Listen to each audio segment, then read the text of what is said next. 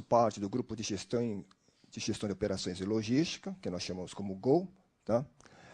E estamos dando início à nossa palestra aqui de esclarecimentos gerais, né, e orientações para os candidatos que tenham interesse em buscar uma oportunidade de desenvolver pesquisas, né, em nível de mestrado ou doutorado na nossa área de gestão de operações e logística. Tá? Além de mim, estão participando hoje desta reunião, deste encontro, o professor Miguel César Santoro, o decano da área, né? Professor Santoro, poderia... Depois a professora Débora Ronconi, né? Também faz parte aqui do nosso grupo. Né?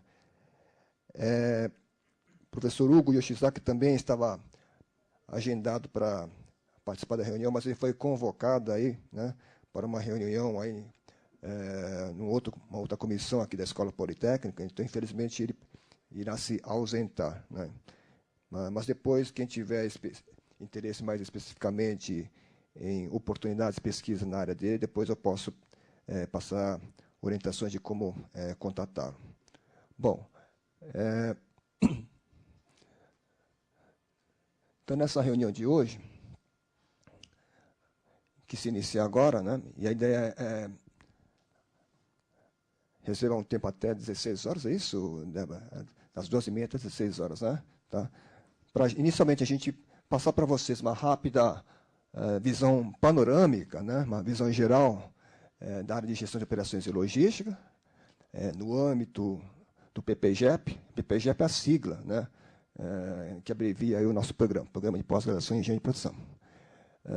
Então, a ideia é passar uma visão geral de quais são as principais linhas de pesquisa, né, da nossa área, quais seriam os principais pesquisadores, docentes da área GO que trabalham com essas linhas de pesquisa,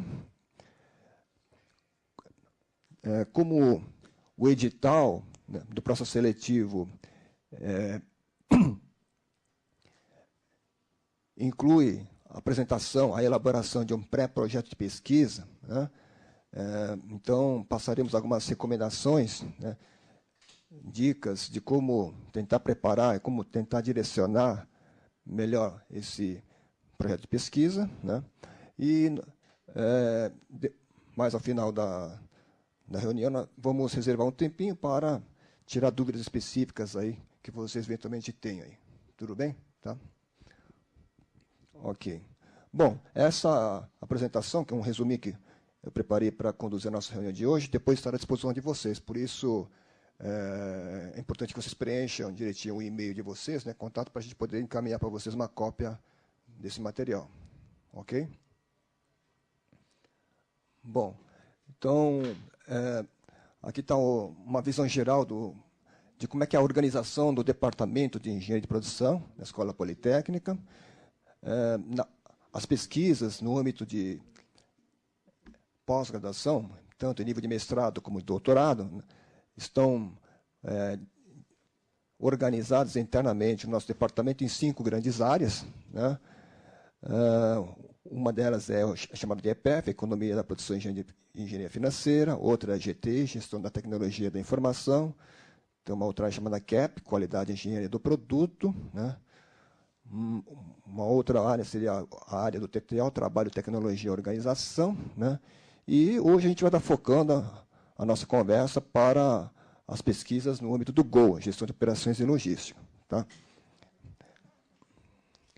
Por quê? Porque, seja para mestrado como para doutorado, né, os candidatos deverão encaminhar a sua candidatura, né, para uma dessas 5 grandes áreas aí que nós temos aqui no nosso programa. Tá? Bom, então, qual que é o escopo do GO? Né?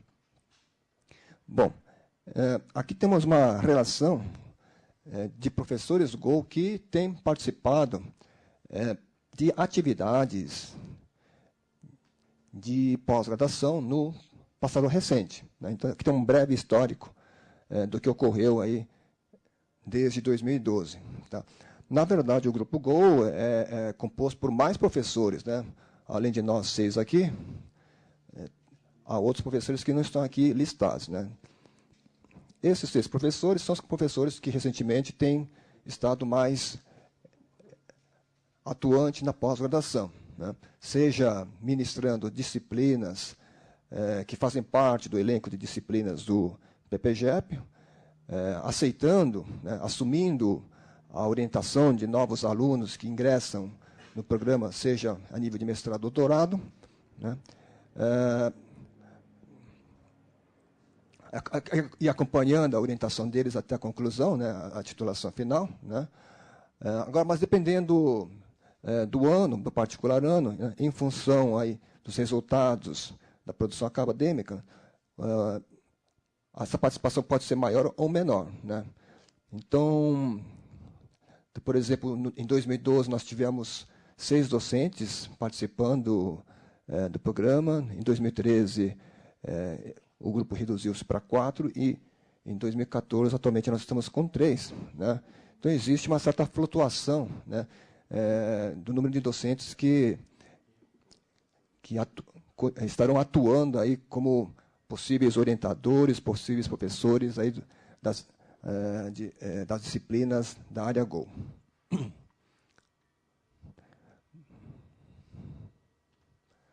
Bom, sobre o nosso escopo de atuação, né?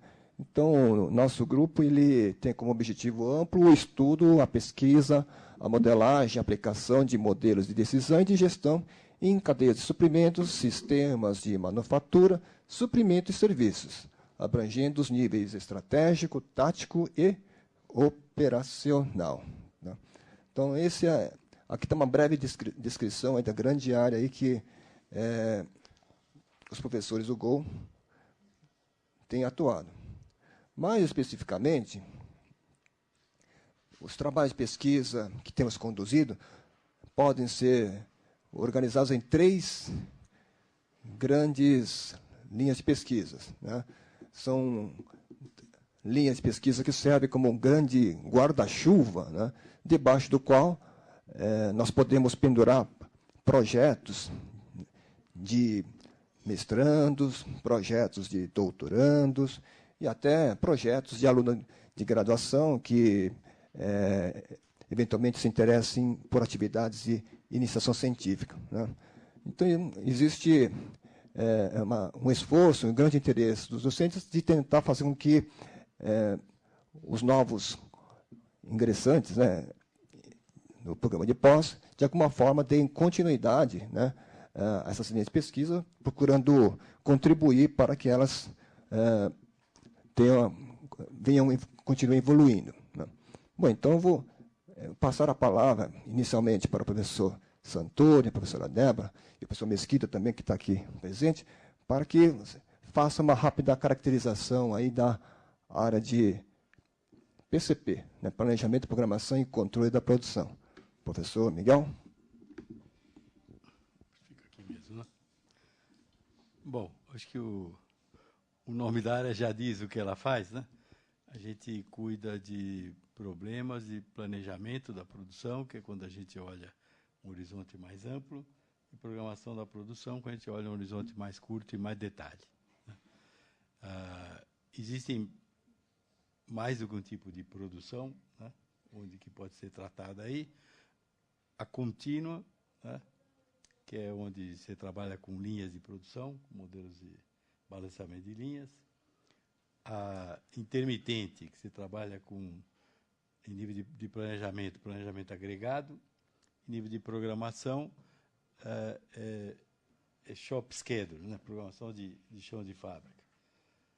E projetos, que também podem ser feitos pela área, que é planejamento e programação de projetos. Mais programação de projetos que planejamento de projetos. E a parte de estoques, que faz parte também, né, como um tipo de produção, entre aspas, que é gestão de estoques. Nessa área aí, os professores que estão aí têm um perfil de trabalho de modelagem matemática, né? Então, se vocês estiverem interessados em trabalhar nessa área, deveriam se animar um pouquinho para estudar um pouco de pesquisa operacional, né? Ou vir já com uma bagagem, ou complementar aqui, de preferência, porque a maioria deles trabalha com modelagem matemática desses problemas, né? E eu não posso responder por todos da linha de pesquisa aí, mas eu diria que a maioria dos trabalhos hoje, do esforço de pesquisa, tem sido em gestão de estoques e em programação da produção intermitente, que é o Job Shop Scheduling, mais diversos tipos, né? Acho que são os principais, né, hoje, dessa área. A parte de gestão de estoques, em geral, é de local único. Quando se trata de gestão de estoque de múltiplos locais, resvala para a área de logística um pouco, né? E a parte de shop scheduling, eles têm a programação em máquina única, programação em máquinas em paralelo, programação em máquinas em fluxo, né? Flow shop, e o job shop, que é o mais complicado de todos, né? Normalmente.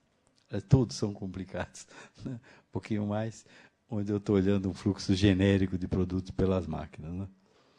Então, essas áreas são onde está se concentrando a maioria dos esforços, né? Normalmente, eu falo normalmente porque existem exceções e são trabalhos de modelagem mesmo, né? Ou mais teóricos, né?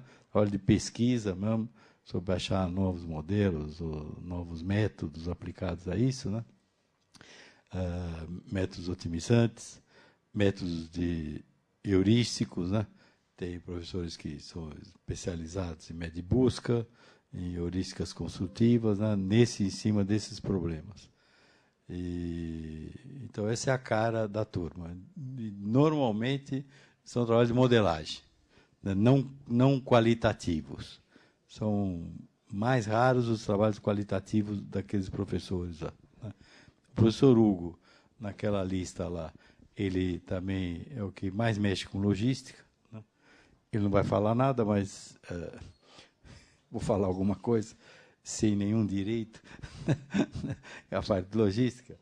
Em logística, você faz o projeto da cadeia de suprimentos, né, que é a configuração da cadeia, projeto de localização, né, de armazéns, localização de fábricas e de fluxos, escolha de modais, etc. Na parte de estoques, é o estoque distribuído nas várias locais, né? Em geral, quando se fala em local único, PCP costuma mexer mais, e quando você fala em múltiplos locais, é pessoal de logística. Mas, na verdade, os dois mexem com os dois, né? A parte de serviços, né? Decisões de suporte de serviço logístico. E o que está embaixo são modelos, né, de apoio à decisão, né, na parte de logística e cadeia de suprimento. Quando olha a cadeia de suprimento, então eu estou olhando não só a parte produtiva, a PCP em geral olha a parte de produção, mas eu estou olhando a parte de abastecimento, suprimentos, a parte de distribuição, né? Adicionalmente a parte de programação da produção. Essas áreas hoje estão muito misturadas, né? Então, aliás, vocês que estão entrando no mestrado e doutorado, é interessante perceber e estudar isso, né? Os modelos, por exemplo, de distribuição guardam uma relação muito grande com os modelos de programação da produção, né? Suprimentos guarda uma relação muito grande com a parte de gestão de estoques, né? Então, hoje está tudo um pouco misturado, né? Principalmente quando fala em modelagem. Quando você fala em aplicação prática, é diferente, né? Mas quando você fala em modelagem, as ferramentas que você usa são as mesmas, né? Para a logística e para a parte de produção. Então, esse é o jeitão da área e o jeitão do grupo aqui, né? Que deverá, algum deles deverá orientá-los, né? Esperamos que todos ingressem aqui, né? E caindo nessas duas áreas, área 2 e 3, é uma coisa mais quantitativa, né? A área 1 e 3. A 2, eles estão tentando entrar na área mais quantitativa, mas continuam um pouco mais light. O professor Dario vai explicar com clareza, né? Eu vou deixar o Dario, mas é uma área menos quantitativa, né? Menos de modelagem mesmo. É uma área muito gostosa para trabalhar, então eu estou torcendo para vocês entrarem e arregaçarem as bancas e trabalhar, que tem uma montanha de coisa para ser feita, tanto sobre o aspecto teórico como sobre o aspecto prático, né? Não faltará tema para dissertação e tese, né? É só arregaçar as mangas que acha um tema e dá para sair coisa, né? Acho que é mais ou menos. Quer falar, complementar alguma coisa?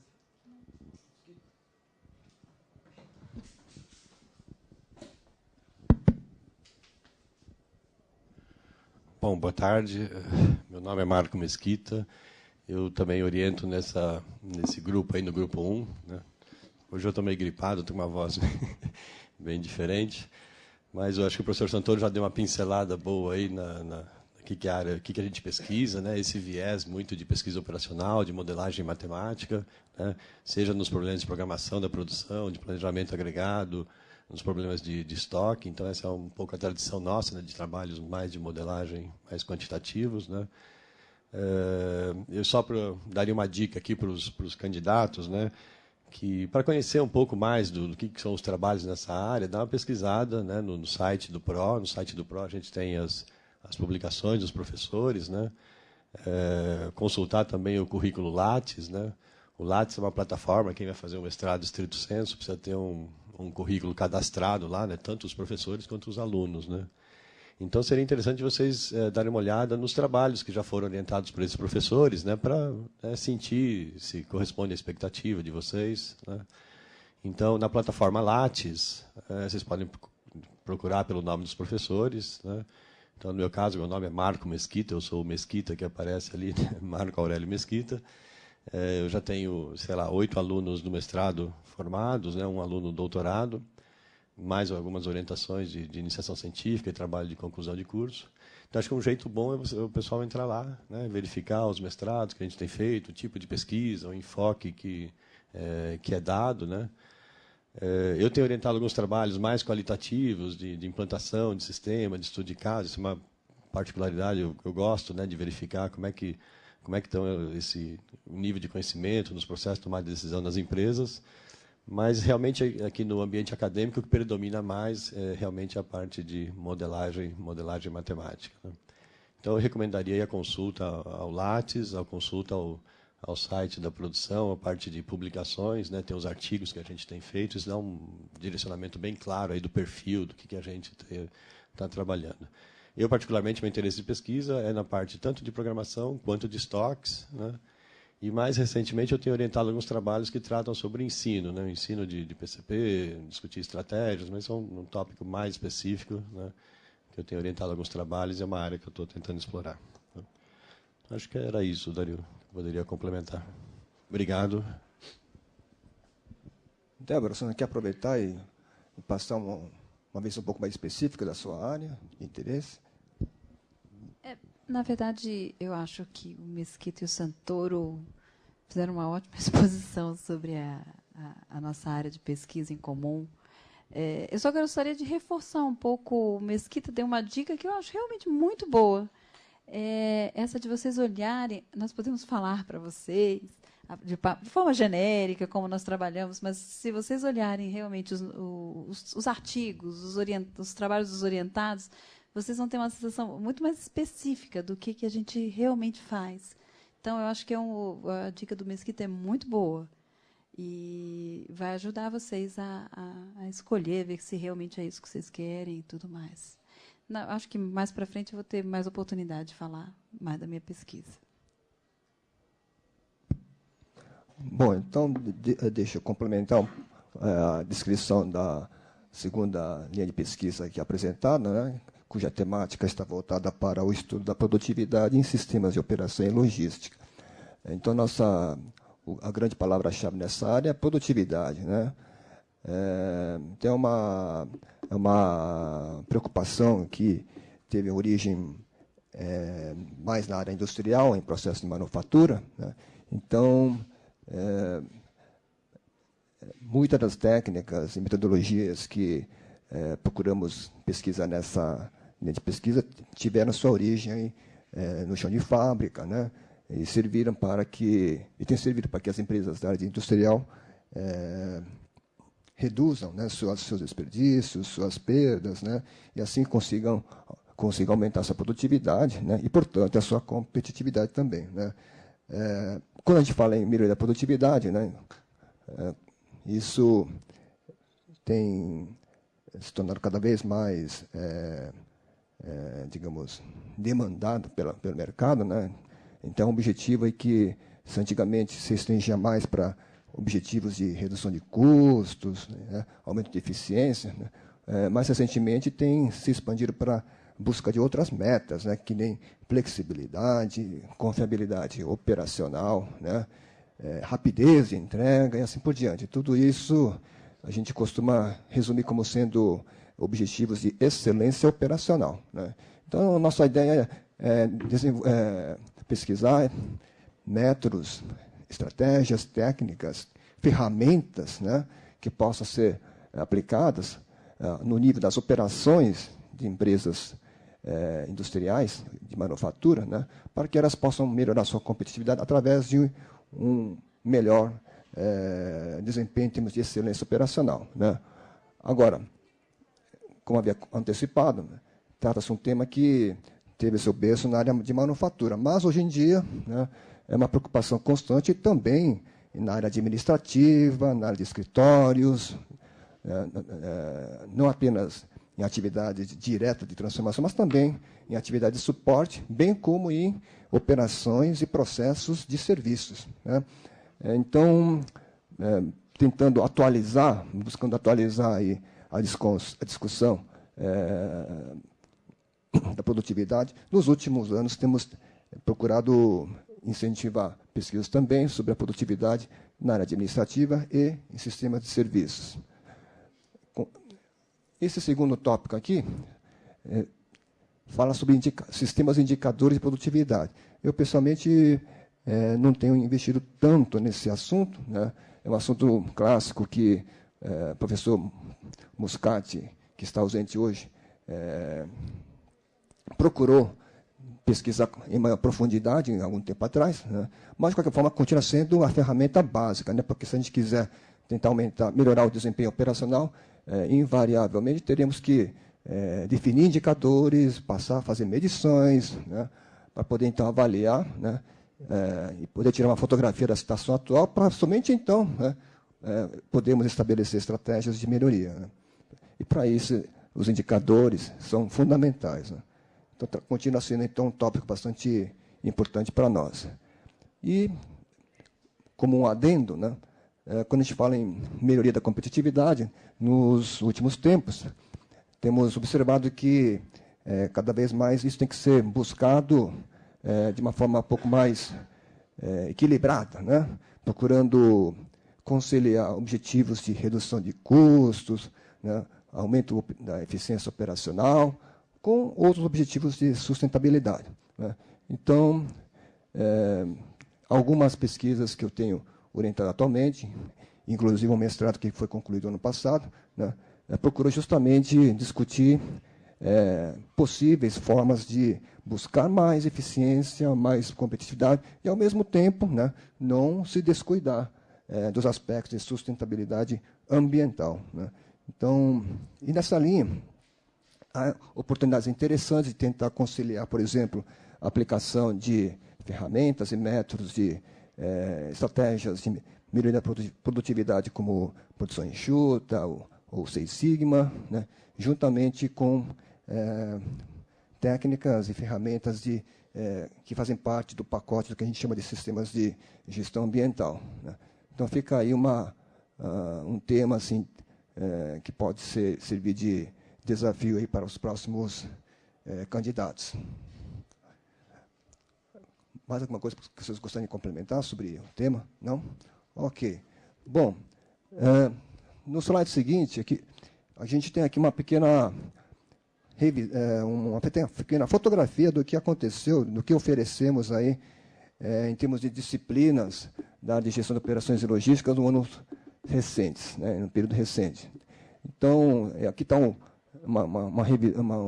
resumo aí do elenco de disciplinas que o grupo procurou oferecer, né, aos nossos alunos, né, e também para os alunos de outros departamentos, outros programas, né, que nos procuram em busca de métodos e conceitos que possam ajudá-los aí em suas respectivas teses, não necessariamente na área do Go, né.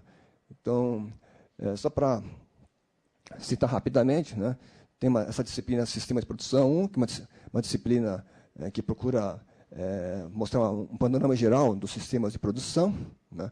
É uma disciplina especialmente importante para aqueles que ingressam no nosso programa não tendo cursado anteriormente o curso de engenharia de produção, seja a nível de graduação ou seja a nível de mestrado. Bom, eu pessoalmente ministro também a disciplina PRO 574, que é a produtividade, definição, avaliação e melhoria, né? E temos outras disciplinas que os professores poderão explicar com mais detalhe, né? Então, 5760, 5082, estão a cargo do professor Mesquita e Santoro. Poderiam fazer um rápido resumo, professor? Bem, a disciplina de Sistemas de Planejamento e Controle da Produção vai um pouco na linha de pesquisa que o professor Santoro discutiu, né? A gente começa apresentando os vários ambientes de produção, da produção repetitiva, da produção intermitente, intermitente contra pedido, intermitente para estoque e por projeto, né? Depois nós apresentamos modelos de tomadas de decisão para o planejamento de nível tático, né? O planejamento agregado, que usa muito programação linear, né? Programação linear inteira, mista, os fundamentos de pesquisa operacional. Depois a gente fala dos modelos de estoque, modelos de previsão de demanda, né? Tem um módulo que fala especificamente sobre a aplicação da teoria de scheduling nos problemas de programação, né? Finalmente, balanceamento de linha e... Esqueci alguma coisa, Miguel? E a parte de programação por projetos, né? Que a gente também... a produção por projeto, né? A produção engineer to order, né? Onde se usam técnicas também de pesquisa operacional para fazer a programação, o nivelamento de recursos. Então, é um pupurri de engenharia de produção, né, dado em nível de pós-graduação, de mestrado, né, e onde o foco realmente é apresentar modelos matemáticos, modelos clássicos, né, e identificar oportunidades de pesquisa aí na área de tomada de decisão e do planejamento da produção. Professora Débora, você gostaria de falar um pouco sobre essas duas disciplinas? Sim? Pode ficar.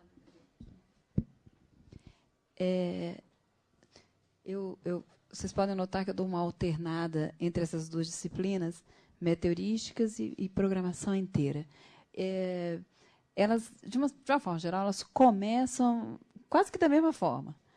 Eu começo essas disciplinas mostrando, olha quantos problemas clássicos de engenharia de produção vocês podem resolver, né, com técnicas de otimização, de pesquisa operacional. Olha que legal, a gente consegue formular. As duas disciplinas começam dessa mesma forma.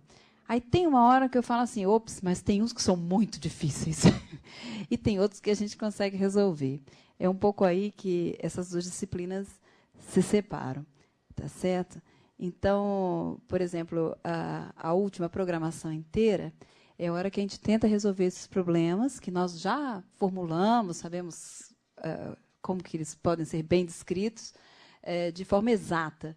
Eu falo, se nós queremos resolver de forma exata, essas são as estratégias, essas são as técnicas de otimização, de programação inteira, de otimização combinatória que nós podemos aplicar. Tem softwares extremamente eficientes hoje em dia, né, o Ciplex, Express. E então nós entramos por aí e estudamos as técnicas Breaking Bound, Breaking Cut e assim por diante. E a primeira disciplina, eu sigo a outra vertente, falo, olha, eu sei que eu posso resolver de forma exata, mas eu estou limitada no tamanho. Mas se eu preciso resolver um problema prático, grande, o que eu faço? Eu vou usar métodos aproximados, ou métodos heurísticos. Mas, para fazer uma boa heurística, você tem técnicas, tem que estudar, tem que conhecer o problema. Aí a gente começa a estudar os métodos heurísticos, que conseguem fornecer boas soluções num tempo aceitável para uma aplicação prática, por exemplo. Então, aí as disciplinas se bifurcam. Eu acho que essas disciplinas falam um pouco mais da minha área de pesquisa, que eu não tenho nenhuma discriminação entre os métodos exatos e os métodos heurísticos. Eles são úteis em diferentes situações.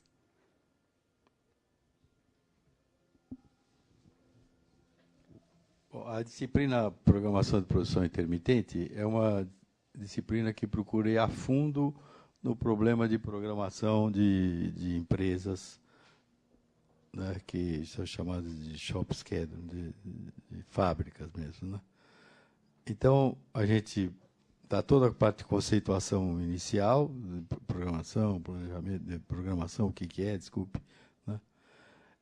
Em geral, essa área é dividida em pedacinhos. Assim, a gente estuda os problemas com uma máquina, depois o problema com máquinas em paralelo, depois o problema com máquinas em fluxo, depois o job shop. Então, a gente vai pegando cada um desses temas, mostrando o que se tem hoje de modelos otimizantes, né? E ela também, a gente entra em heurísticas, mostra o que são as heurísticas construtivas e de busca, e procure mostrando como é que elas são aplicáveis aos problemas detalhados assim, né? Então, a disciplina aqui usa um livro-texto, do Pinedo, um livro assim, digamos, que usa pesquisa operacional, etc., né? E está bastante atualizado, digamos, em modelagem e com mais complementações. É para quem quer realmente estudar em nível de pós-graduação o problema de schedule. Né? Eu considero, sou suspeito, porque uma disciplina super interessante para o indivíduo identificar pontos de pesquisa, né? Porque ele vai conhecendo o que tem de modelo, né? Vai vendo onde é que tem uma chance dele pegar um tema lá e enfiar a cara, ou em nível de mestrado, ou em nível de doutorado. Não falta tema, mas ali você está vendo com mais clareza, né, quais escolher. Então é esse, assim que ela é dada. Bom, nessa disciplina sobre produtividade, a PRO 5774, né, nós procuramos discutir a produtividade de uma forma bastante ampla, né, iniciando primeiro por aspectos e problemas de definição. Né. Então, é um tema, aí, um conceito para o qual não existe uma definição fixa, né, determinada, aceita universalmente, né, por todas as partes. Então, a gente percebe que, dependendo da instituição, da empresa, né, do stakeholder envolvido, né, ou dependendo do acadêmico ou teórico que refletir sobre o assunto, existem diferentes formas de conceituar e procurar defini-la. Né? Então, primeiro procuramos fazer esse mapeamento, na sequência, procuramos mostrar o grande desafio que é medir, comparar e avaliar a produtividade, né, para saber como é que nós estamos, onde nós estamos, até onde poderíamos melhorar, né, então como é que nós podemos estabelecer metas objetivas para tentar, então, galgar patamares superiores e desempenho operacional. Né. Nós procuramos mostrar também que, tanto a nível de definição como em nível de avaliação, né, a produtividade pode ser tratada sob diferentes olhares. Né. Então, ela pode ser tratada de uma forma mais agregada, no nível macro, pode ser agregada, ela pode ser quebrada um pouco mais a nível de unidades produtivas, organizações, né, no nível intermediário tático, né, e até chegar no nível específico de recursos, né, equipamentos, operadores, né, que devam ser avaliados individualmente. Né. E, finalmente, então, na parte final do curso, procuramos explorar mecanismos que as empresas, as organizações poderiam estar aplicando, né, para justamente conduzir esforços e orientar esforços de melhoria de desempenho. Né. Então, aqui procuramos resgatar como que isso vinha sendo conduzido de uma forma mais clássica, baseado em ideias, né, que se tornam bastante conhecidas no âmbito das empresas, como as ideias e propostas do sistema forte de produção, da administração científica, né, e como que isso, paulatinamente, foi evoluindo para formas mais, digamos, modernas, atuais, né, de busca da produtividade baseada em outras metodologias, como produção enxuta, metodologia Six Sigma, né, teoria das restrições e assim por diante. Também procuramos mostrar como que esses mecanismos de melhoria, né, embora tradicionalmente tenham surgido aí na área industrial, procurando alavancar a melhoria da produtividade em processos de manufatura, como é que esses mecanismos também estão sendo paulatinamente adaptados, né, para poderem ser também aplicados e disseminados na área de serviços, né, ou para melhorar a execução de processos transacionais, né, na esfera administrativa aí das empresas. Tá? Então, esse seria o escopo da disciplina PRO 574. Okay? Bom, próximo tópico é sobre esse assunto, sobre o panorama geral da área Go, né? Esse seria basicamente o perfil que nós temos. Tá? Então, na sequência, eu vou mudar de tópico e procurar dar continuidade, né? Algumas recomendações aí que o professor Mesquita, a professora Débora já anteciparam, que são alguns cuidados, né, que a gente espera que os candidatos tenham para direcionar a organização, a estruturação da sua proposta de projeto de pesquisa, que é um item, né, que será cobrado mais adiante para os candidatos que avançarem aí para a segunda fase e para a fase de entrevistas. Né? Bom, então, um ponto fundamental que é uma lição de casa, né, que todos os candidatos deverão fazer com bastante atenção, é estudar o edital. Né? Então, aqui está o endereço onde está o edital publicado. Né? Então, está no nosso site, no site do PPGEP, Programa de Pós-Graduação em Engenharia e Produção da Escola Politécnica da USP. Né? Então, nesse endereço, os senhores encontram aqui o edital, né, que já foi publicado no Diário Oficial, né, e que está servindo aí de guia aí para a preparação, né, e realização aí, do processo seletivo 2014 e 2015. Tá? Então, aqui tem detalhes sobre condições necessárias, requisitos, né, datas importantes, né, orientações sobre o exame que será realizado, né?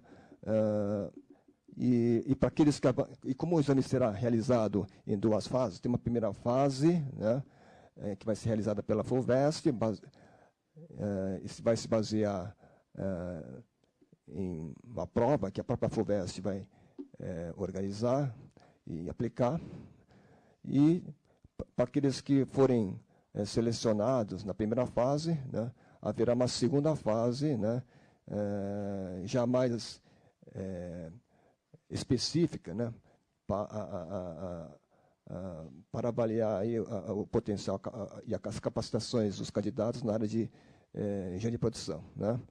Então, procurem estudar aí com bastante atenção aí os pormenores, né, desse edital, né, para poderem atender aí todos os requisitos necessários. Tá? Bom, e um dos pontos importantes é justamente, então, elaborar uma proposta de pesquisa, né, um pré-projeto de pesquisa, né, a ser encaminhado a um dos 5 grupos que fazem parte do nosso programa. Então, caso a ideia de você seja realmente se candidatar à área de gestão de operações e logística, né, então é importante que esse pré-projeto de pesquisa seja, né, bem direcionado, né, para os problemas atuais, né, tendências atuais, né, na área de gestão de operações e logísticas, e que seja bem sintonizado, né, com os trabalhos, né, que os professores que compõem o nosso grupo têm realizado, né, no passado recente e que continuam realizando aqui no Go. Né. Então, procurem conhecer o perfil aí do professor X ou professor Y, né, com o qual talvez vocês tenham percebido mais afinidade em termos de temática de trabalho, de pesquisa. Né. Procurem conhecer que tipo de trabalho, que tipo de tema esse pesquisador procurou pesquisar, investigar no passado recente, né, para tentar fazer com que esse pré-projeto de pesquisa fique mais alinhado possível aí, né, com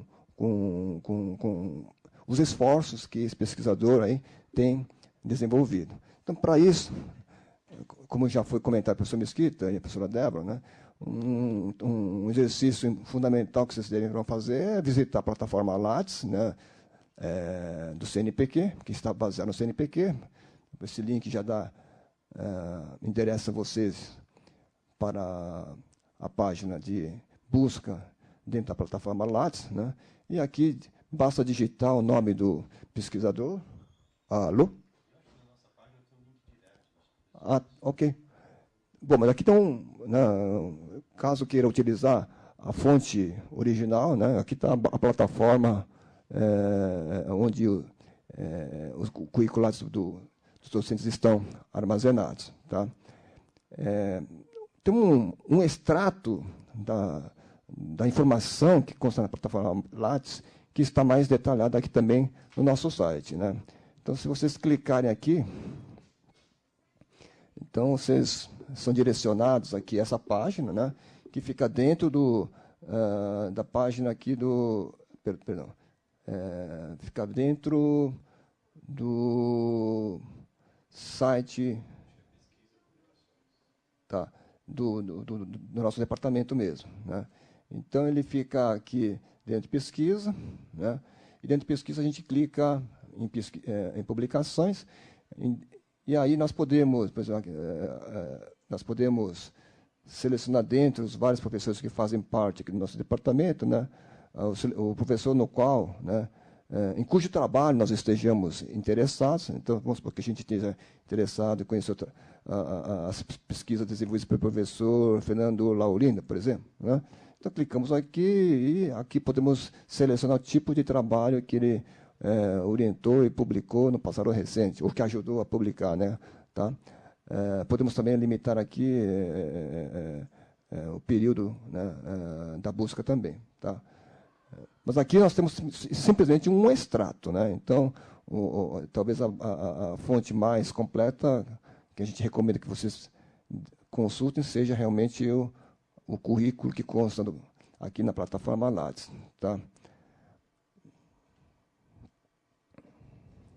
Bom, então aqui nesse slide tem uma indicação, né, de como procurar no site do nosso departamento, né, justamente aquela página. Basta clicar em pesquisa e depois publicações. Né? Então, vocês vão chegar nessa página e aí vocês vão poder selecionar o tipo de publicação e os docentes cujos trabalhos interessam aos senhores. Né? Ok? Bom, então, as informações gerais sobre o GO e as recomendações de como tentar conhecer melhor o perfil de cada docente, pesquisador que faz parte do GO, se encerra por aqui. Nós podemos, então, agora aproveitar o tempo ainda que nós temos, né, para coletar perguntas ou dúvidas específicas que vocês tenham, né, e aí os professores presentes poderão estar respondendo, procurando passar orientações mais específicas para vocês. Alguém teria uma dúvida específica?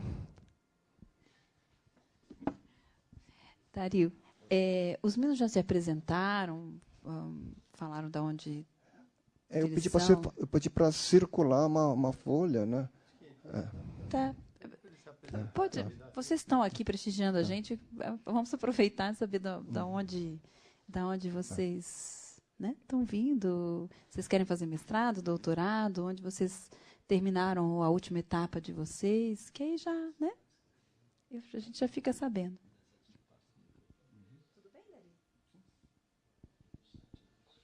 Bom, boa tarde. Meu nome é Rafael. Eu sou aluno da FATEC São Paulo. Né? Eu faço curso de mecânica, ênfase em processo de produção. Né? Pretendo concluir o curso no final desse ano e já estou me inteirando do que fazer no próximo ano. Né? Você pensa em ser bolsista? Eu penso em ser bolsista. No momento eu atuo na área de trabalho. Né? Eu trabalho numa empresa pequena, a empresa FON, não sei se vocês conhecem, é uma empresa de acessórios de conforto e bem-estar. Né? A empresa cresceu muito nos últimos anos e eu entrei no início na parte de PCP e eu fui ganhando confiança do dono da empresa e, enfim, a gente lidar com todos esses tipos de problemas que a gente conversou. Né? Mantém o contato, pode ser útil. Não, sim. Uma das ideias era tentar fazer esse link mesmo. Né? Como ele confia bastante em mim, então... Tanto me liberou para vir aqui agora, né? E eu imagino que eu vou ter essa certa liberdade para participar do curso, mas eu não sou tão interessado. Se eu tiver que sair e virar bolsista, eu não me importo com isso de início, não. A ideia é conseguir pesquisar e participar dessa área que eu me interessei bastante desde que comecei a atuar. Tá bom? Boa tarde, meu nome é Max. Professor Daria, eu mandei e-mail para o senhor ontem, você pediu para vir. Então, na verdade, eu fiz engenharia civil em 98, me formei. Aí fiz mestrado em 2003, também na Poli Civil. E eu trabalho hoje eu sou autônomo desde 2003 que eu me formei, na parte de controle de qualidade e treinamento de equipes de obra em engenharia civil, construção de prédio residencial. E eu queria voltar para estudar na parte de doutorado, alguma coisa relacionada com qualidade, controle de processo, então eu não sei bem aonde que eu devo entrar. E eu queria alguns conceitos novos, além do que a gente já tem na civil. Temos essa parte na civil também, só que eu queria trazer alguma coisa nova para a parte de conceituação de controle de processo, controle de logística de equipes, alguma coisa assim.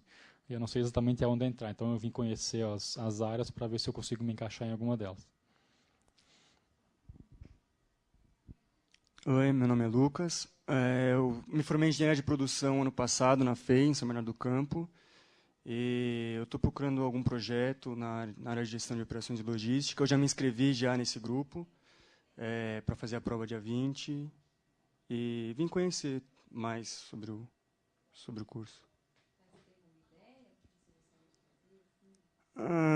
Ainda não. Eu estou lendo alguns artigos do site de vocês. Eu vi alguma coisa de algoritmos genéticos, só que na engenharia de transportes, que eles fizeram roteirização de veículos com janela de tempo, né?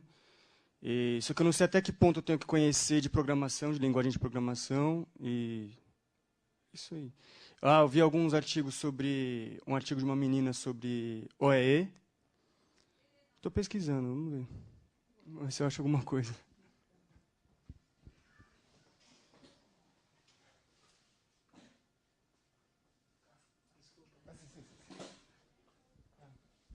Desculpa. Boa tarde. Meu nome é Diego. Eu sou mestrando da UFSCar aqui em Sorocaba. Sou formado em engenharia industrial na Colômbia. Desde a graduação, eu tenho envolvido em vários projetos de pesquisa. Inicialmente foi com roteamento na parte bem teórica, essa parte de metalúrgica. Agora, no mestrado, tive a oportunidade de trabalhar com problemas mais aplicados, também em logística, com problemas de distribuição em uma empresa. E no doutorado, então, estou procurando trabalhar, gosto dos problemas integrados, seja a produção e logística ou mais distribuição e roteamento, problemas integrados. Tenho uma dúvida sobre doutorado sanduíche. Qual seria a possibilidade de fazer em que faculdades?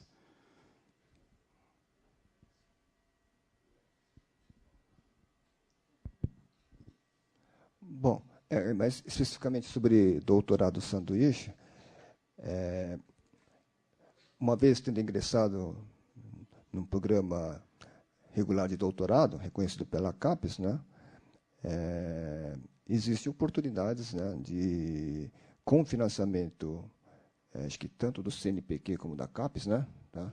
Acho que são 2 órgãos que oferecem linhas de financiamento, né, são de bolsas, né, para que pesquisadores em nível de doutorado façam, digamos, a parte talvez intermediária da pesquisa no exterior, né, e aí depois retornem para o Brasil, né, para concluir a tese e defender a tese no Brasil, né. Então, você começaria num programa, por exemplo, né, como o nosso, né, a parte inicial, aí você iria para o exterior com essa bolsa, seja da CAPES ou do CNPq, né, e depois, no final, você estaria retornando para concluir a tese e defender, né. Essa forma de doutorado, infelizmente, não é muito comum, né. Então, se a gente observar a quantidade de doutorandos que ingressam no nosso programa anualmente e a parcela deles que opta, né, por realizar um sanduíche, a quantidade é pequena, né, professora Débora? Né? é pequena, mas existe. é super assim, valorizada pela CAPES. Então, é do interesse do nosso programa que hajam, sim, doutorandos que têm essa ambição, né, que têm essa vontade, esse sonho, esse projeto de vida de fazer um sanduíche, porque, caso o aluno seja bem sucedido nessa empreitada, isso agrega bastante para o conceito do programa. Né? Recentemente, eu tive um aluno que foi para os Estados Unidos fazer com Maurício Rezende, que é de GRASP, essa parte. E tem também uma aluna da Selma, né, a Maria Paula também foi. Então, assim, não é frequente, mas existem casos recentes, e o CNPq tem uma linha específica, SWE de sanduíche. Então, inclusive, assim, pelo CNPq é bem visto isso, porque atualmente a pós-graduação brasileira ela já está madura, vamos dizer assim, né? Então, nós temos bons pesquisadores aqui e tudo mais. Mas é verdade que trabalhar com um pesquisador conhecido, renomado do exterior, agrega para nós, claro. Mas, assim, o investimento para um aluno fazer o doutorado todo fora é muito alto. Então, o CNPq olha com excelentes olhos isso de doutorado sanduíche, passar um tempo fora, né? Ainda mais que a pessoa já está fazendo doutorado aqui, já meio que mostrou o seu empenho. Então, é uma coisa boa. É uma coisa boa. E quando você vai terminar o mestrado? Minha defesa está marcada para outubro. Ah, tudo bem.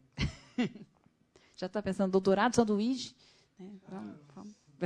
Você defenda. Está orientando lá em São Carlos? Sou orientado pelo professor José Geraldo e orientado da professora Eli Tosso.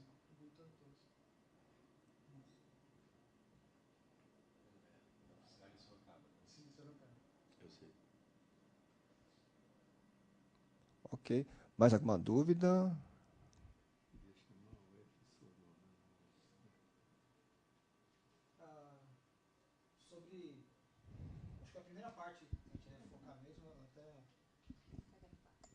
Acho que a primeira parte que a gente deve focar mesmo agora é na primeira fase primeiro, né? Então, na parte da primeira fase, eu vi que eu estava acompanhando há um tempo já o site, eu vi que mudou, na verdade, né? No passado a gente não tinha essa parte de engenharia de produção, esse ano já entrou, né? E tem uma publicação que a gente deve acompanhar, né? Que vai inclusive cair na prova. E logo em seguida, acho que a parte mais complexa para a gente, pelo menos para mim, que é do mestrado, não conheço muito dessa área de pesquisa ainda, seria a parte do pré-projeto, né? Que a gente se perde um pouco de como começar isso, se devemos pensar em iniciação científica ou já tentar fazer um pré-projeto, seguir nos tópicos. Se pudessem falar um pouco mais sobre o pré-projeto, acho que ajudaria a clarear um pouco.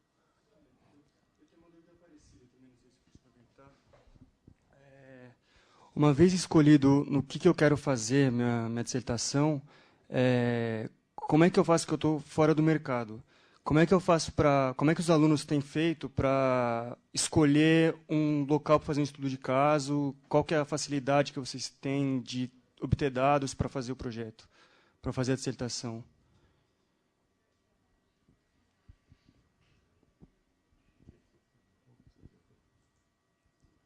Bom, eu gostaria de dar uma primeira ideia a vocês, de geral, depois você vai entrando em ponto específico, né? Mas a primeira coisa que é interessante pensar é que um projeto de pesquisa não é um trabalho de consultoria. Você trabalha numa empresa, né, e faz um excelente trabalho de consultoria, isso pode ser uma péssima dissertação, e o contrário, uma excelente dissertação pode ser um péssimo trabalho de aplicação, assim, né, de consultoria. Então, qual é a grande diferença? Quando você faz um trabalho no mundo real, o que interessa é o resultado. Certo? Se ele funcionar, você é aplaudido, ninguém vai perguntar que método você usou. Certo? Deu certo, até logo. O projeto de pesquisa, o método é mais importante que o resultado, né? Então, você precisa justificar o método, né? O resultado pode ser até desfavorável, mas se você fez uma pesquisa e deu um resultado que você não gostou, mas o método está errado, está correto, né? Isso é um resultado de pesquisa, é uma pesquisa. A pesquisa não precisa dar certo, né, naquele sentido. Então, é o método. Então, esse é o grande choque que o indivíduo vem ao fazer um projeto de pesquisa, né? Porque ele precisa esclarecer o problema com muito detalhe, né? E aí ele precisa explicar, fazer um levantamento, né, bibliográfico, ver o que foi escrito na área, porque você não pode correr o risco de escrever uma coisa que já foi feita. Certo? Então, a primeira coisa, você vai ter que fazer um estudo da área, o que foi feito cientificamente, né? Descobrir lá que tem uma coisa que não foi feita, um buraquinho lá, né? E aí você senta naquilo e você, digamos, é como você desenvolve um método, esse é o método, aí você comprova que o método funciona. É isso que, em última análise, para mim, é um projeto de pesquisa, né? Então, essa parte de estudo, quem trabalha, ou mesmo quem é recém-formado, não tem uma ideia muito clara. É onde vai se recair o esforço maior de um projeto de pesquisa, né? Então, essa é a diferença. Então, você tem que achar um problema, né? Um processo real, onde você vai estudar, um objeto de estudo, um problema que exista lá naquilo que você está estudando, né? Aí você vai especificar. Eu estou falando muito em uma coisa de modelagem, né? Tem outras abordagens assim, né? Aí você vai definir o objetivo que você quer atender, as restrições, etc. Cria um modelo, né, conceitual. Você vai pegar o teu problema real e achar o modelo que, na teoria, seria o que resolveria aquele problema, né? Vai fazer um levantamento daquilo lá, pesado, para ver o que foi feito com aquele modelo na área que você vai aplicar, né? E aí vai definir o método, desenvolver e vai em frente, né? O estudo de... Já está lá. Bom, que ninguém tinha falado. Então, estudo de caso é um tipo de pesquisa, certo? Perigoso, não me entender? Ultimamente mais perigoso ainda, porque você vai olhar por exemplo, uma empresa, né, um problema de uma empresa, e vai centrar toda a tua pesquisa em cima daquilo, né? Então, ele tem que ter algumas características para poder ser chamado de estudo de caso. Estudo de caso não é você contar um caso. Então, olha, fiz isso. É uma coisa muito mais profunda do que a gente pensa à primeira vista, né? Você vai pegar o problema, vai tentar resolver o problema, você tem que mostrar que aquele problema é generalizável. Não adianta você pegar e resolver o problema daquela empresa, não tem valor algum, né, para uma pesquisa. Então, eu posso usar aquilo para pesquisa, etc. Então, tem uma cara um pouco diferente de modelagem. Mas é um tipo de pesquisa que pode ser feita, né? Então, eu aconselho você ficar aberto a mais de um tipo, né? Não pensar em estudos de caso obrigatoriamente, que isso é muito mais difícil você comprovar o valor científico dos estudos de caso que de uma modelagem, né? Isso aqui é um caso, e ultimamente tem sido apertados os critérios para avaliar, né, estudos de caso, diferentemente de antigamente, né? Bom, é só para dar linhas gerais. Então, você tem um projeto de pesquisa, pesquisa. O projeto de pesquisa, você vai definir a área, o tema, etc. Vai fazer um pré-levantamento, né? Define, você não fez a pesquisa, né?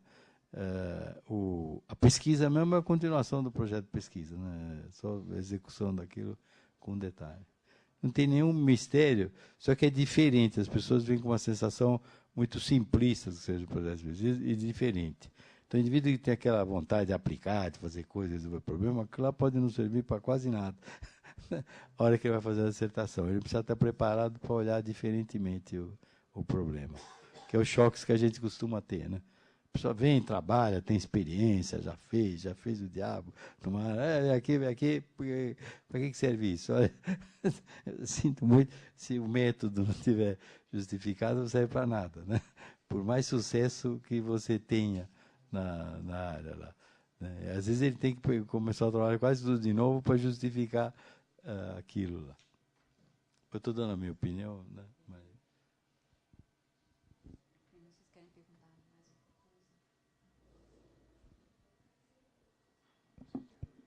coisa? Antes de passar a palavra para o Mesquita, só para aproveitar o ensejo, o assunto, já que o assunto era como organizar o pré-projeto de pesquisa, né, então, em linhas gerais, né, uma ideia genérica de como que esse pré-projeto poderia ser organizado, estruturado, já inclusive foi, né, delineado no próprio edital. Tá? Então, no tópico 3.2.2 do edital, né, então, o próprio edital já procura, né, sugerir que os candidatos, né, desenvolvam passo a passo o texto, né, referente ao seu pré-projeto de pesquisa, né, procurando explicar esses pontos, né, dentre os quais, né, o professor Miguel Santana acabou de enfatizar que são partes fundamentais. Né. Então, uma parte fundamental é justamente saber definir muito bem no começo, né, um problema, né, um desafio aí que represente um tema válido, justificável, suficientemente relevante para ser pesquisado num programa de pós-graduação acadêmico. Né? Então, nosso interesse aqui é que tanto alunos de mestrado como doutorado venham para cá para identificar um problema conceitual, metodológico, né, que não tenha sido devidamente ou suficientemente esclarecido, debatido, né, na literatura, né, nem pesquisas anteriores. Tá? Então, é muito importante você diferenciar o que seria esse problema. Não é um problema prático de uma particular empresa que tem um problema de processo deficiente ou rentabilidade declinante. Isso é um problema de engenharia de produção, mas não é um problema teórico, conceitual, né, que justifique, né, que possa justificar um projeto de pesquisa, né, para uma pós-graduação stricto sensu. Se fosse num curso de MBA, curso de especialização, isso poderia ser um tema de TCC, um trabalho de conclusão, né, de um MBA ou de curso de especialização. Tá? Então, é importante decolar, né, iniciar a descrição da proposta de vocês, sabendo justificar que esse problema que inspira a sua proposta, esse problema que no qual vocês gostariam de se aprofundar e mergulhar para poder desenvolver contribuições, é um problema que é uma lacuna, ainda não está devidamente resolvido. Então, procurem fazer isso com uma certa atenção. Né? E, para isso, não há outra saída senão vocês investirem um certo tempo na revisão da literatura. Né? Então, esse esforço de procurar resgatar os trabalhos mais recentes, publicações mais recentes, né, dos principais autores que têm pesquisado sobre temas parecidos ou correlatos, né, o que eles já propuseram, investigaram, modelaram, testaram, né, o que deu certo, o que não deu certo, o que falta fazer e assim por diante. Então, essa parte aqui de mapeamento da literatura recente sobre esse tema, né, vai ser muito importante. Tá, tudo bem? Tá. Bom, outro ponto importante, né, que está relacionado com aquela outra pergunta que você fez. Eu faço estudo de caso ou não, tal. Está relacionado com a metodologia a ser utilizada. Tá? Então, aqui, realmente, isso, na verdade, deveria ser uma decisão de segunda ordem. Primeiro você define o problema, o objetivo, né? E depois você vai, então, buscar qual seria o melhor método, né, para tentar investigar aquele assunto, né, para tentar testar uma metodologia nova, uma estratégia diferente e finalmente, tentar validar, né, a sua proposta, certo? Então, primeiro pensa-se no problema, no desafio, e depois você vai buscar o método. Né? Então, nesse momento, vocês pensar como fazer um estudo de caso, acho que não é o ponto fundamental. Primeiro pense no tema e no problema, e depois você vai pensar no método, certo? Tá? Para aqueles que eventualmente quiserem investir um tempo para tentar obter mais conceitos e recomendações sobre metodologia, entrando, fazendo pesquisas em livrarias, né, vocês encontram sugestões de literaturas, como tem um livro de metodologia de pesquisa para engenharia de produção, que foi organizado por um professor que esteve conosco, o professor Paulo Kauchik, né. Então, foi publicado pela Elsevier, né, editora Campos, se não me engano. Elsevier, né? Tá? É um bom livro que faz um apanhado geral das principais metodologias, né, que vocês poderiam estar possivelmente cogitando em adotar, né, para detalhar essa parte metodológica. Tudo bem? Tá? Então, isso acho que não é uma conversa assim, que se resolve em 5 minutos de bate-papo. Requer uma certa pesquisa por parte do candidato também. Tá bom? Professor Mesquita? Só se eu puder complementar um pouquinho a resposta, né? Quando a gente pega um trabalho de pesquisa, né, normalmente nas conclusões do trabalho de pesquisa, a gente faz uma síntese do trabalho, faz uma análise crítica, né, das limitações do trabalho e possíveis desdobramentos, né? Então, o processo de pesquisa, de geração de conhecimento, ele é cíclico, né? Cada termina uma pesquisa, você levanta mais um monte de problema de pesquisa para estudar, né? Então, vocês buscarem artigos em revistas acadêmicas renomadas, boas dissertações e boas teses, normalmente, no último capítulo, ele está apontando coisas que foram descobertas e que estão em aberto e que geram novas oportunidades de pesquisa. Então, realmente, o projeto de pesquisa ele nasce com o problema de pesquisa. O Dario comentou aqui, né, o problema de pesquisa não é um problema de uma empresa, mas, às vezes, o problema nasce na empresa e você consegue generalizar aquilo como um problema comum a várias empresas, ele se torna um problema de interesse de pesquisa, né, que vale a pena aprofundar. Com relação à coleta de dados, né, como o Dario também comentou, né, que uma vez que eu defini o problema, eu vou buscar a metodologia mais adequada, né, um estudo de caso, um survey, uma pesquisa experimental. E aí a coleta de dados vai estar muito subordinada a esse método de pesquisa que foi utilizado, né. Então, se descobrir que o estudo de caso é uma abordagem interessante, aí não tem jeito, né? Tem que bater na porta da empresa, ir lá e pedir para fazer uma pesquisa, levar uma carta de apresentação do programa, coisas desse tipo, para viabilizar uma pesquisa nessa linha de estudo de caso, né? Um survey é um pouquinho mais complicado, porque normalmente você vai ter que bater na porta de uma instituição que tem um cadastro de associados, que tem um mail list, que vai te ajudar a soltar um questionário, fazer uma pesquisa, né? Então, essas são as pesquisas assim, que envolvem uma pesquisa de campo mais intensa, né? Na área mais conceitual de modelagem, é até comum a gente já ter problemas, instâncias, né, que a gente fala, né, publicadas na literatura, que você já tem dados, né, que outros pesquisadores utilizaram, e é muito interessante você rodar os seus modelos utilizando esses dados, até para você comparar, né, com os resultados que já estão publicados aí na literatura. Então, realmente, essa parte do campo aí, do levantamento de dados, ele vem depois da definição do método, que, por sua vez, vem depois da formulação do método, do problema de pesquisa.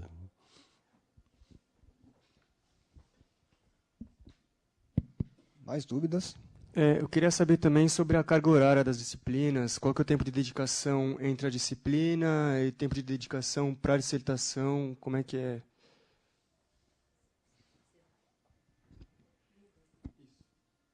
Lucas, você está pensando em ser bolsista. Ah, então a dedicação é integral. Total. É. Mas aula tem aula de manhã e à tarde? Como é que é? Não, tem... Não, em geral, os bolsistas fazem 3 disciplinas por cada quadrimestre. E... Não. Depende do orientador. Ele tem que fazer 7. Bolsista, né? Aí manda ver, aí animação, Lucas, menino novo, vai fazer 3 disciplinas num quadrimestre, 3 disciplinas.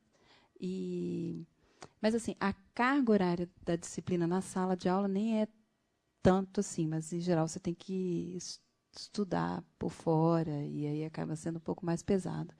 Então, o primeiro ano, para o mestrado, o primeiro ano, você manda ver nas disciplinas e isso te ocupa certamente 8 horas por dia, se você fizer como bolsista e tudo mais.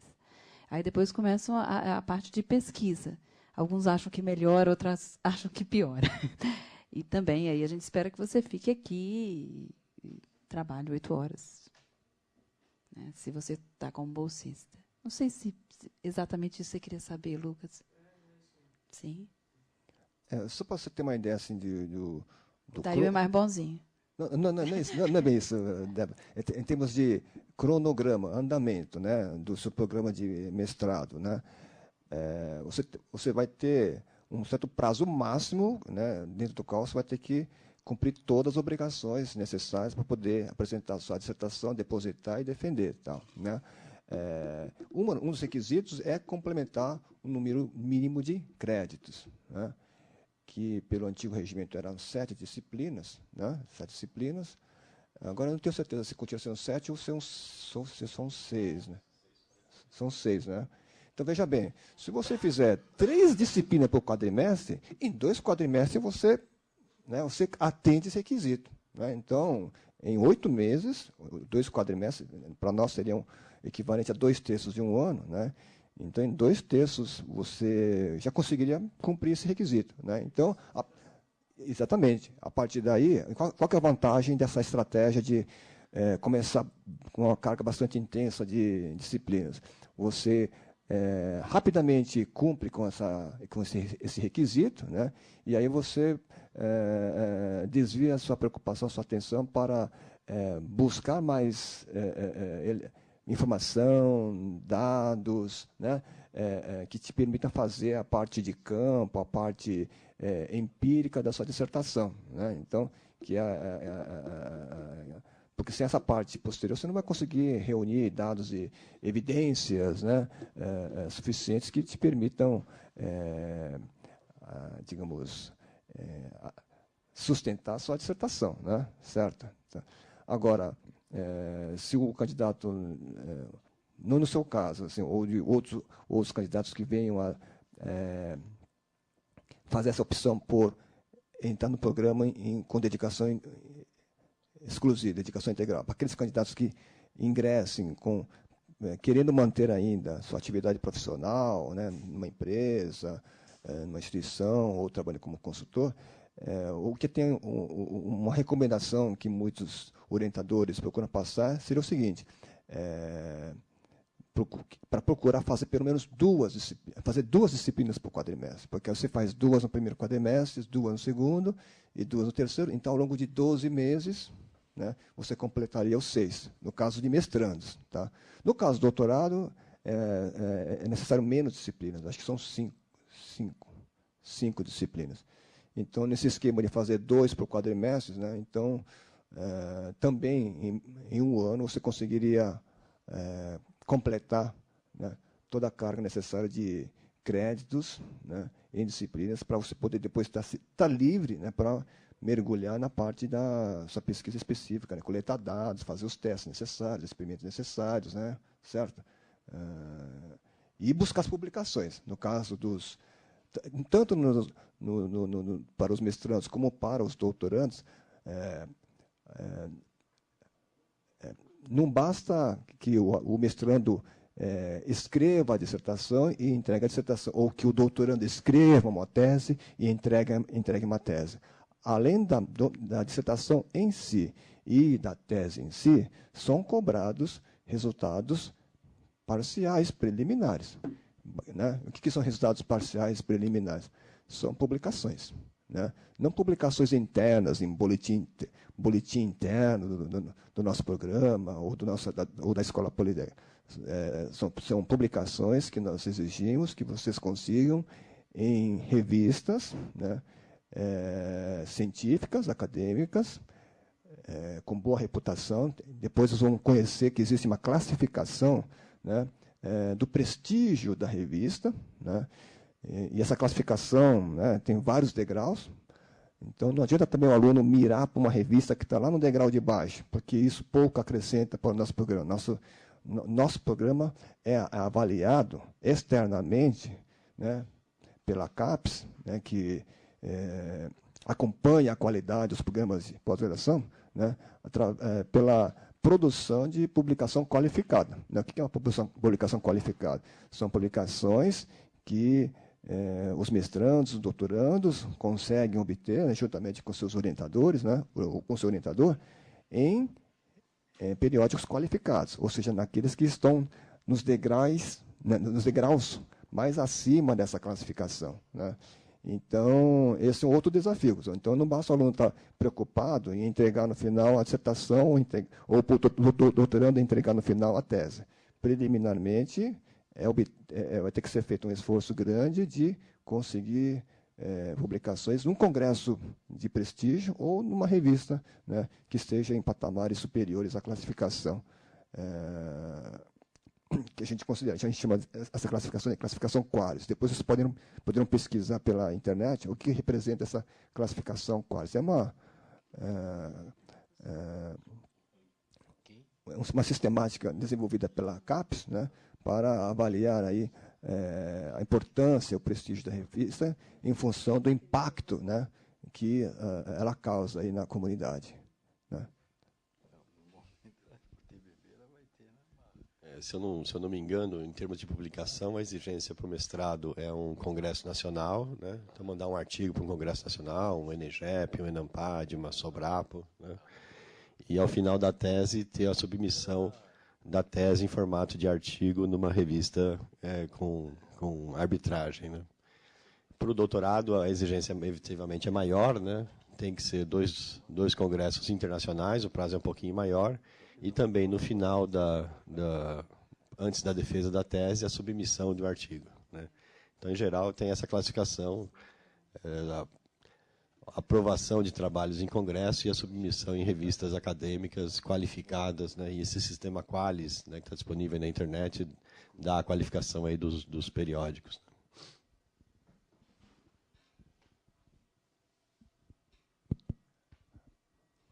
Ok, mais alguma dúvida?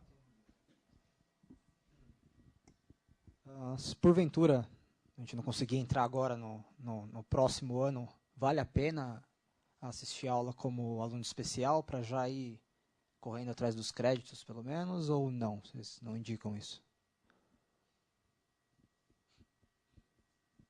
Isso depende um pouco de cada professor. Formalmente não existe esse tipo de aluno aqui. Você não pode ter, que eu saiba, não sou bom na parte de burocracia, né? Mas a USP não te dá declaração nenhuma. O professor poderia até deixar você assistir a aula, mas não existe esse aluno ouvinte, né, que chamávamos antigamente. Ia lá só para ouvir. Isso não existe formalmente. O nome que se dá é quando entra especial, depois é regular, quando entrou no programa, foi aceito pelo programa. Aquele ouvinte que existia antigamente, esse acho que nem existe mais. Que o aluno poderia assistir a aula e tinha até uma declaração de que ele foi ouvinte. Né? Isso que eu saiba, não existe. Então, se você assistir a aula é porque o professor liberou. Né? Então, tentando contribuir para tentar definir suas próprias prioridades, né? Antes de ter sido aprovado, você se dedicar, né, você se aprofundar em procurar se atualizar através de uma participação informal, né, num curso de pós-graduação, fazendo algum arranjo informal com algum professor que te permita cursar sem estar ainda regularmente matriculado. Esse esforço pode não ser muito eficaz para o candidato, no meu entender, né, porque se o problema está sendo obter um bom desempenho na primeira fase, né, então eu creio que é mais interessante para o candidato, né, se preparar para no ano seguinte, né, poder superar a altura do sarrafo, né, que é estabelecido pela peneirada na primeira fase. Né. Então, para isso tem o próprio edital mostra, né, especifica qual que é a literatura de referência, né, no qual as questões da prova serão baseadas. Né. Então, se o aluno percebeu que o seu desempenho não foi suficiente para ter um bom desempenho na primeira fase, eu acho que seria mais interessante aí procurar fazer uma boa revisão, né, para poder superar esse primeiro desafio, que é conseguir passar na primeira fase, né? Então, nesse momento, eu acho que seria pouco produtivo para o aluno ficar preocupado, vou fazer uma matéria que depois eu poderei dispensar daqui a 3 anos, daqui a 2 anos, se um dia conseguir ingressar. É um tipo de esforço que pode não ser muito eficaz. Tá? Só mais uma dúvida. Como eu estou nesse prazo curto agora, para 1 mês praticamente da prova, né, e já pensando na segunda fase também, caso passe na primeira fase e não sinta que eu tenho um projeto bom ainda para apresentar para a segunda fase, essa primeira fase ela vale para o ano seguinte? Ou tem que fazer a primeira fase novamente para conseguir a segunda fase? Esse é um detalhe que precisaria procurar no edital para saber se existe essa possibilidade, né? Em concursos anteriores não houve essa possibilidade, não. Até porque, por exemplo, mudou, né, o escopo do exame do ano passado. Você mesmo percebeu, no ano passado não houve questões específicas sobre engenharia e produção. Este ano haverá, né? Tá? Então, esse detalhezinho aqui, se necessário um pouco mais de tempo para revisar todas as condições de edital, para checar se está prevista ou não essa possibilidade de segurar o resultado da primeira fase. Isso somente olhando aqui no edital. Tá? Mais alguma dúvida? Sobre a qualificação no doutorado, tem algum... Como seria o cronograma de qualificação? E tem algumas disciplinas obrigatórias também? Não sei. Danado de menino, você não defendeu nem o mestrado, quer saber tudo do doutorado.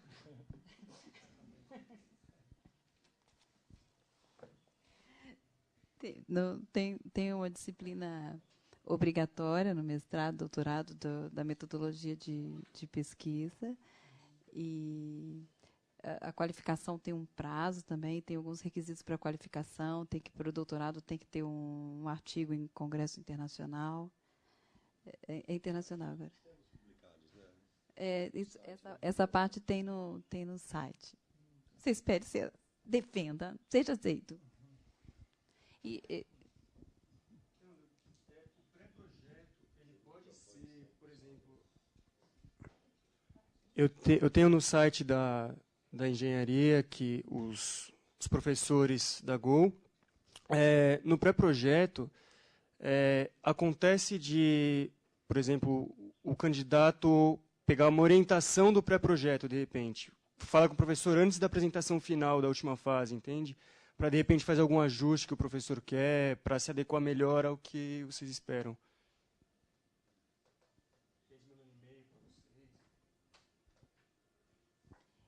Essa parte do pré-projeto, eu sinto que vocês estão preocupados, né? Um pouco, nós gostaríamos de ver qual é a expectativa de vocês em relação a um projeto de pesquisa. E se vocês conseguem seguir um pouco, não está mais ali, né? Esse passo a passo, tá certo? E justificar. Mas, assim, existe uma certa liberdade, por exemplo, após a apresentação, por exemplo, se nós percebemos que você consegue estruturar um projeto, que é um tema interessante, você vai fazer a apresentação, que você está aberto a modificações para que você encaixe, né, nas linhas de pesquisa que nós já temos. Então, tem uma certa liberdade para a gente modificar um pouco depois. Mas é verdade que a gente quer saber se vocês conseguem construir e justificar um certo tema. Tem uma certa liberdade. Então, o que a gente aconselha, vamos dizer, é que vocês olhem os trabalhos da gente, façam, mas que vocês não sofram, num certo sentido, falar assim, puxa vida, eu escolhi esse sistema integrado e tal, e o professor Santoro gosta do Job Shop, será que eu não vou queimar a minha chance porque estou fazendo... Também não é tão... A gente quer o que realmente chama a nossa atenção é se o projeto está bem escrito, se está tudo ok, se segue razoavelmente. Não precisa seguir assim, terrivelmente essas linhas, entendeu? Mas tem que ter esse conteúdo dentro do projeto. Você vai sofrer aqui. Última análise, que não é assim. Né? Então, se você consegue justificar e tudo mais. E se você escreve o projeto e fala, eu queria mesmo era vender esse software que eu vou fazer aqui. Aí você fala, então tá. Entendeu? Então, é um pouco para tentar ver essa linha. E tudo bem, podem fazer 2 matérias por quadrimestre. Então, só complementando, né, para deixar bem claro, esse pré-projeto de pesquisa é um material que o candidato vai preparar e vai submeter para avaliação de uma banca examinadora, né, na segunda fase, né,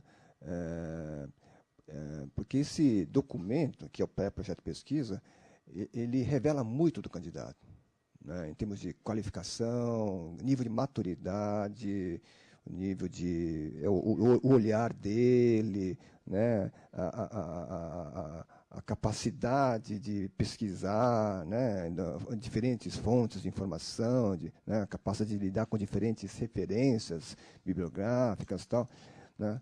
Então, ele tem que ser resultado de um esforço do candidato, né, do candidato, tá? Aqui nós estamos abertos para evitar dar um palpite sobre o direcionamento. Então, se você quiser consultar, né, sobre possíveis temas lá para colocar no título, lá em cima, na primeira linha, lá no título e tal, né, aqui, você pode, nós estamos abertos para eventualmente falar, olha, esse título é promissor, né, esse tema é quente ou atual, né, ou pode ser um tema bastante interessante ou não tão interessante, né? Esse tipo de pequenas dicas para orientar o esforço de vocês podemos dar, mas depois, né, itens de introdução, justificativa, revisão, isso tem que, aí vocês vão ter que mostrar que vocês têm capacidade suficiente de estruturar um projeto minimamente consistente, né, debaixo daquele título que é o assunto guarda-chuva, certo? Então, preocupem-se muito mais em mostrar uma coerência, uma certa elegância, organização no encadeamento desses tópicos, né? E não fiquem tão preocupados se, depois de ingressarem, caso sejam bem-sucedidos, se vocês vão conseguir cumprir, né, ao pé da letra tudo que vocês colocaram no pré-projeto de pesquisa, porque esse pré-projeto de pesquisa não é uma camisa de força. Está percebendo? Então, isso que a professora Débora quis explicar para vocês.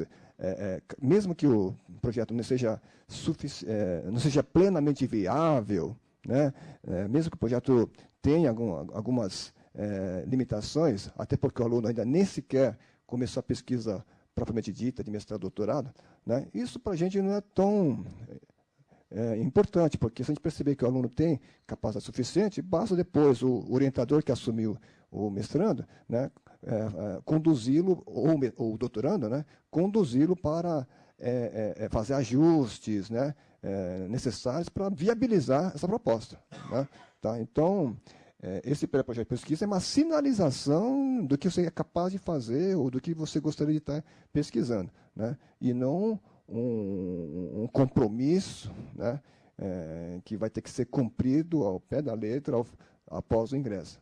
Tá? Vai ter que ser ajustado, viabilizado depois, né, com a mão do orientador que assumir a orientação do candidato que ingressar. Tudo bem? Só um comentário aqui, né? Como o nome diz, é um pré-projeto, né? Vocês vão elaborar um pré-projeto antes de ingressar no programa. E os candidatos vão ser avaliados por esse projeto, né? Quanto mais viável, quanto melhor a qualidade, quanto mais fundamentado na teoria, né, melhor vai ser a avaliação do candidato, né? Então, esse é um exercício que você tem que fazer para ingressar. Normalmente, entrou no programa de pós com um pré-projeto, o aluno vai fazer um curso de metodologia de pesquisa, vai ter as primeiras reuniões de orientação com o orientador, e ele deve revisar esse pré-projeto e criar efetivamente um projeto de pesquisa, né? Nesse projeto de pesquisa, ele vai definir metas direitinho, e aí o projeto tem que ser seguido ao pé da letra, em termos de prazo e tudo mais, né? Mas o pré-projeto é parte da avaliação, né? Então, algum esclarecimento sobre os temas, sobre o que as pessoas estão pesquisando, os problemas, tudo bem, mas isso basicamente é uma função aí é uma coisa que se cobra, é parte do processo de avaliação, então não faz sentido a gente ajudar um ou outro, né? E são umas perguntas que foram feitas antes sobre requisitos de publicação, de prazos. No mesmo site do programa, vocês vão encontrar as normas, né? As normas para o mestrado, para o doutorado, em termos de duração, em termos de exigência para publicação, para o exame de qualificação, né? Então, quando vocês já estiverem preparados, bonitinho, então confiantes que vão entrar, dá uma olhada lá. Que lá já tem, né? Uma vez aprovados, o que vai ter que ser feito em termos de crédito, né? As 6 disciplinas, como é que elas estão distribuídas, a participação em congresso, enfim, né? Então, lá dentro tem e os prazos, né? Então, lá no site vocês vão encontrar aí as regras, né? As normas do programa de pós-graduação.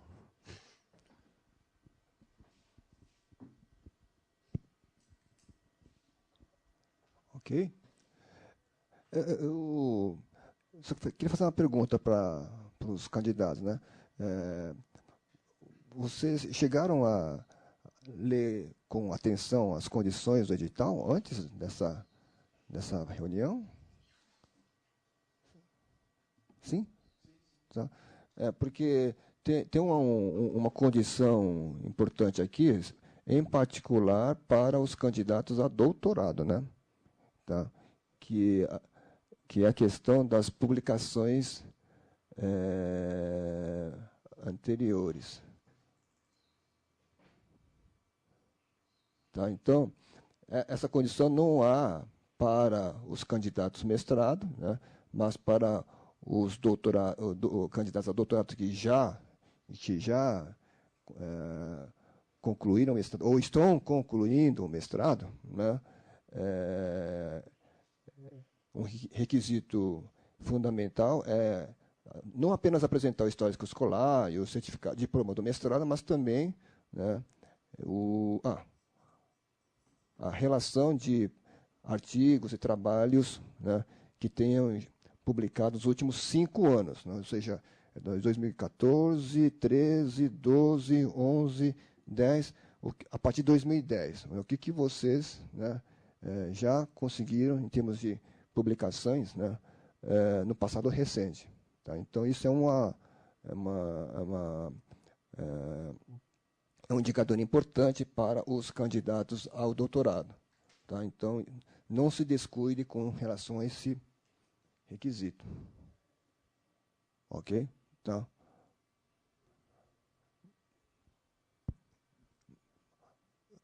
Alguma dúvida?